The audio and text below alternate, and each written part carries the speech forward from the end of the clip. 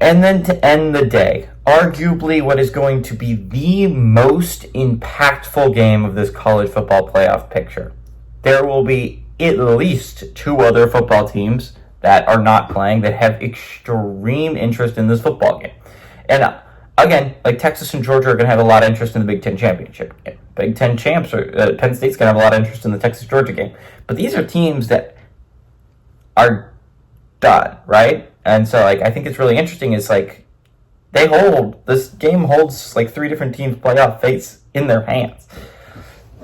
And then seeding for a fourth. At 8 o'clock, we have number 17, Clemson, who's 9-3, taking on number 8, SMU, who's 11-1. SMU favored by 2.5 points on ABC. Cade Klubnik has gone 258-402, thrown for 3,041 yards, 29 touchdowns, 5 interceptions. Phil Moffitt had 201 carries for 1,078 yards and 8 touchdowns. And Antonio Williams had 66 catches for 788 yards and 10 touchdowns. Kevin Jennings gone 196-294, thrown for 2,746 yards, 19 touchdowns, 7 interceptions. Brashard Smith has had 193 carries for 1,157 yards and 14 touchdowns. And Broderick Daniels Jr. had 30 catches for 502 yards and 2 touchdowns. These two teams have never played each other. I'd like to talk about Clemson a little bit because you don't see you lose and your playoff odds actually increase that often. But that is what happened last weekend. They lost a close game to South Carolina. And that game is going to hurt for a little bit if you're Clemson, because if you win that game, you're in. There's just like no debate about it. You're 10-2 heading into the championship game. Your name is Clemson. And you could and should make it regardless of what happens against the SMU game. But you lost that South Carolina game, so suddenly this game is for your playoff lives. And everyone thinking that Clemson's going to get a top 4 seed, I just don't think is going to happen, right? Because Iowa State and Arizona State are both above Clemson. They're going to get the 4 seed. It's not going to be Clemson. Clemson will get that 12 spot if they win here today. Again, whoever wins Arizona State, Iowa State, very much hoping for that outcome. Because again, it's the difference between being the 12 seed and being the 4 seed. It's a significant difference. It's also the difference between getting a first round bye and getting a 5 seed that's tired versus a 5 seed that is pretty well rested.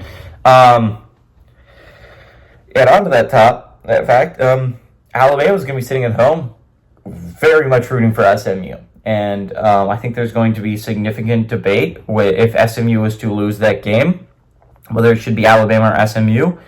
I 1,000% believe it should be SMU. I think, again, we fall into a slippery slope kind of thing, is if we start punishing teams for going to their conference championship and losing, right?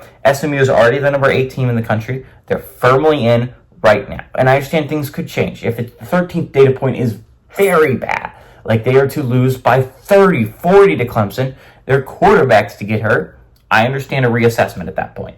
But you're telling me that if SMU loses by 3 or 4 points, you're telling me that team should not make the playoffs over a team that went 9-3, did not make their conference championship, lost by 21 points to a 6-6 squad. You're telling me we should put that team in over a team like SMU that would have lost 2 games up until that point, and one of them was a conference championship game, and another was against a top 25 team in BYU that went 10-2.